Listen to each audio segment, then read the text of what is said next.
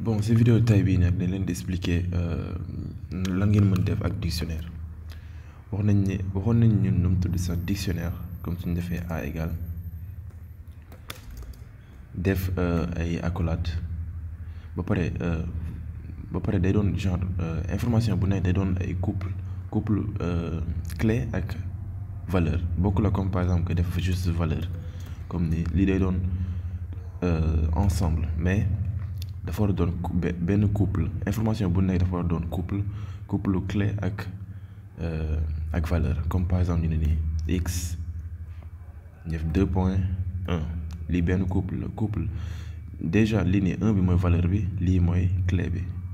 voilà léegi suñu defee y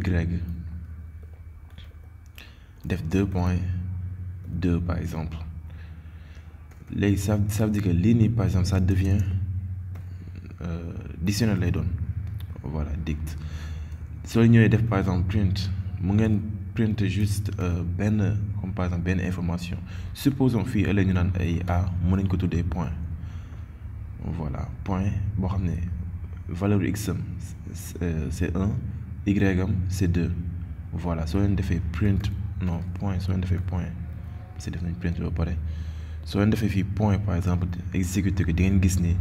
genre valeur lii yëpp quoi information yëpp valeurs yi ak tamit clé yi tamit mais soo leen dugalee benn clé par exemple ngeen ne benn clé valeur benn clé laa bëgg gis fii nii par exemple supposons ngeen bëgg gis mooy coordonnée x am lan la da ngeen di bind fii nii x si biir toujours fii nii x dafa nekk soo leen xool fii par exemple x lii string la moo tax ñu def ko nii moo tax fii tamit dañuy def string voilà fii x string la moo tax tamit fii suñuy def index bi wala clé bi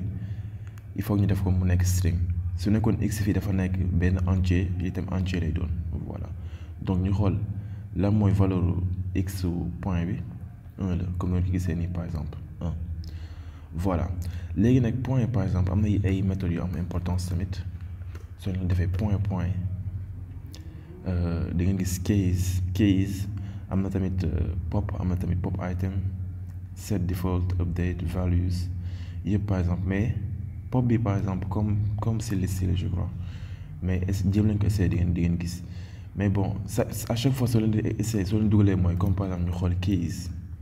soo leen defee entre parenthèses su nekkee si VS Code na ngeen nekk ba pare télécharger mooy extension wu noonu tudd Python comme nu ne ko waxee si première vidéo bi voilà dina leen expliquer lan ngeen war a def fii par exemple soo leen defee keys rek jeex na quoi léegi lii par exemple day retourner benn valeur wala benn data type lu mu munti doon mën nga ko stocké fenn par exemple mën nga tuddee les clés par exemple léegi clé bi fii par exemple soo defee print clé pour xool clé bi lan la clé yi lan la ñu xool lu mu ñuy jox parce que lii juste benn variable la quoi xool lu mu ñuy jox mooy clé wu dictionnaire bi yëpp la ñuy jox x ak y waaye x ak y suñ si booleen beneen information def z def 2 points def fi 3 par exemple suñu exécuter tamit dañuy gis x y ak z comme noonu ko gisee parce que méthode bi par exemple day wane clé wu nu mu tudd sax clé wu wala index wu dictionnaire bi yëpp par exemple lay wane am na tamit beneen lii boo xam ne mu ngi tudd beneen méthode bu tudd values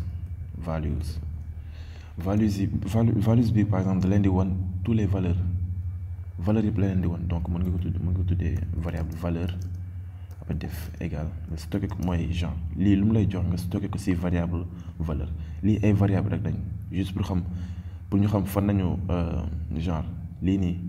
information bi ñu denc ko ci benn variable comme ça variable boobu noonu par exemple ñu ñëw print ko voilà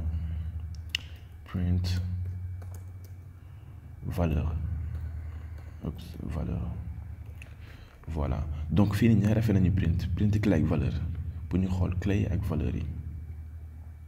voilà clé yi x y z la valeur yi 1 2 3 la lii peut-être doo leen mën comprendre bu baax mais xaaral ma def par exemple user tuddee ko user benn utilisateur bi nom bi c'est égal à Baba Science Baba ma def Baba rek léegi peut-être dafa am âge tamit âge bi mu nekk 33 ans ba pare am tamit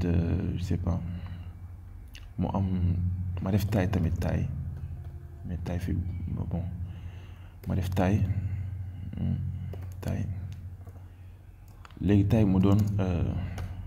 taille fii nii soo leen xoolee dafay nekk en string parce que dama bëgg a dugal mètre moo tax mais su nekkee bëgguma dugal mètre comme par exemple 1 m 80 par exemple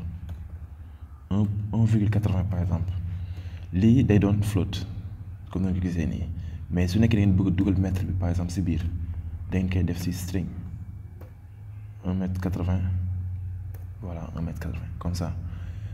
lii nii valeur yi mën nañ doon information bu leen neex par exemple mën na doon même liste je crois voilà léegi nag voilà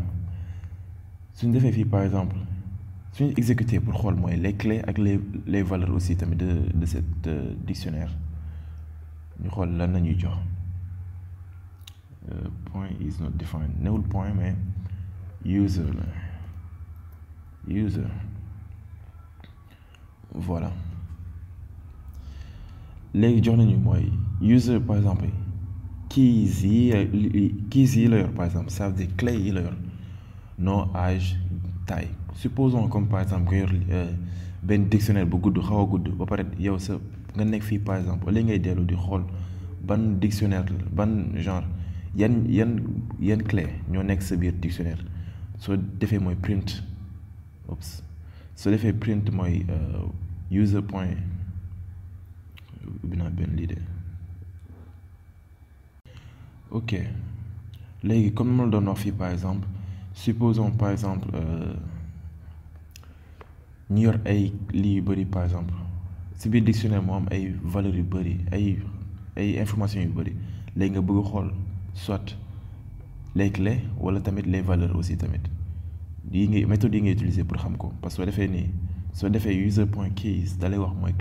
clé yu nekk si biir yëpp te clé par exemple noonu la mooy yi nga war a woo quoi comme par exemple soo demoon ba ne dama bëgg woo user dama bëgg xam turam da nga war def print après def user def mooy crochet par exemple def nom ñi nga koy defee pour xam turu user bi par exemple gis ngeen Baba voilà donc ñaari fonctions yi nii par exemple ñaari méthodes yi par exemple laa leen bëggoon wan mais tamit am na yeneen méthode comme ni nga ko gisee par exemple soo defee user point rek di ngeen gis yeneen méthodes yëpp comme ay magic méthode nañ comme set default ak yi demee noonu ak pop item mais loolu jëm leen ko essayer wala ngeen documenter aussi internet di ngeen gën a comprendre parce que dama bañ vidéo bi